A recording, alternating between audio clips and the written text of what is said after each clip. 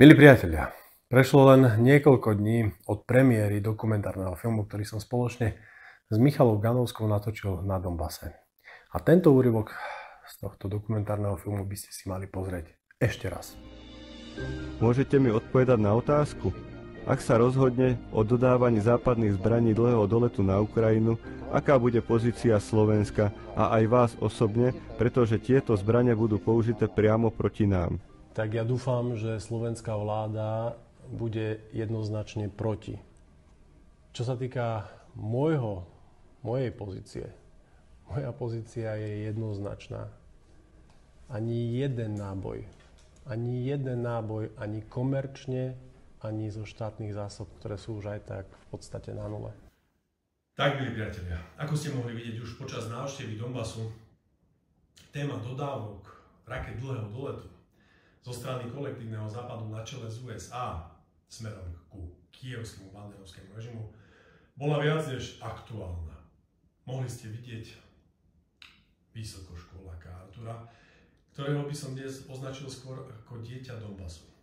Pretože všetky deti Donbasu, ktoré buď celý život alebo väčšiu polovicu svojho života vyrastali vo vojne, najprv tej občianskej, ktorú kolektívny západ nie že ignoruje, ale spoluorganizoval a dnes aj v tej, ktorú môžeme označiť za špeciálnu vojenskú operáciu, sa oprávnene obáva toho, že banderovci, tak ako v minulosti neváhali použiť muníciu kolektívneho západu na civilné ciele, budú tak konať aj v prítomnosti a v budúcnosti. Dokonca raketami dlhého doletu. Artur, dieťa Donbasu, ktorý prežil väčšiu polovicu svojho života vo vojne, sa obáva, že banderovci budú znovu útočiť raketami, tentokrát dlhého doletu, na civilné ciele niekde vo vnútrozemí Ruskej federácie. A nie je v tom sám. Mnohí štátnici, mnohí politici, a aj samotný prezident Vladimír Putin reagoval na to šialenstvo, ktoré vyšlo z administratívy Bieleho domu. Ja už o tom senilnom detkovi, Joe Bidenovi, nebudem ani rozprávať, pretože nie je vôbec isté, či to bol jeho nápad, či to nebolo naozaj len vnúknutie od niekoho, do tohto senilného staršieho pána spoza neho riadi. Avšak toto rozhodnutie Spojených štátov amerických prichádza niekoľko dní potom, ako kancler Scholz sa aspoň na chvíľku zachoval ako suverénny politik a zavolal si s Vladimírom Putinom. To, čo riešili, sa pravdepodobne nedozvieme, ale pravdepodobne mohlo ísť o to, že kancler Scholz chce minimalizovať tie škody na nemeckej ekonomike, ktoré boli napáchané uvalením nezmyselných sankcií proti Ruskej federácii. A aj dnes kancler Scholz stále odmieta dodávať rakety Taurus banderovskému režimu na Ukrajine. Sú v tom len Spojené štáty americké. A ja sa pýtam všetkých tých, ktorí schvaľujú tento krok, ktorí sa správajú ako vojnoví štváči. Myslíte si, že odvetné údery Ruskej federácie budú padať len na operačné centra niekde v Nemecku, v Poľsku a že Bratislavu obídu? Pretože skutočnosť je taká, že Ukrajinci nemajú svoje vlastné satelity. A teda ich analytici nemôžu vyhodnocovať údaje z takýchto satelitov a nemôžu navádzať tieto rakety dlhého doletu na ciele, ktoré sú vyhodnotené ako strategicky dôležité.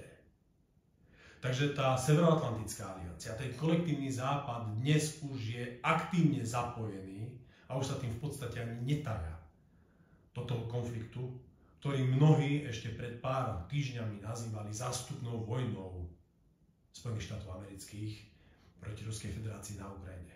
Dnes je to už jasne priznaná vec. A ani Trump, a ani nový prezident Trump, či novozvolený prezident Trump, zo dňa na deň nezastaví takúto eskaláciu, pokiaľ sa spustí niečo veľké.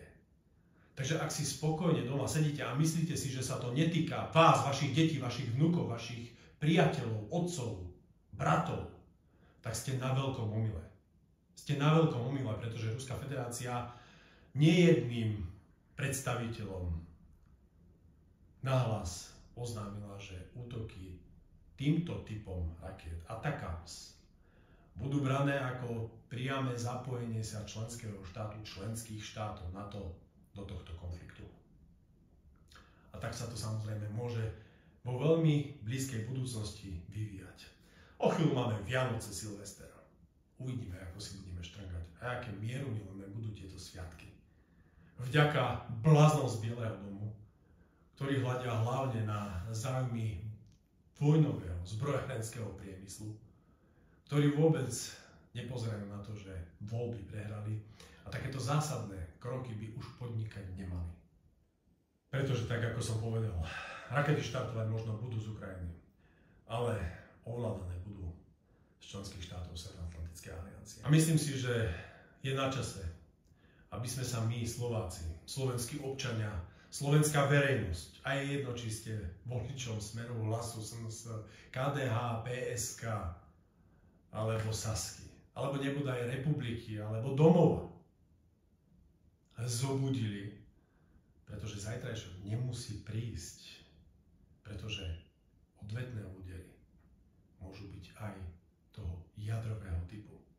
A taká vojna ukončí už všetky vojny na tomto svete a navždy.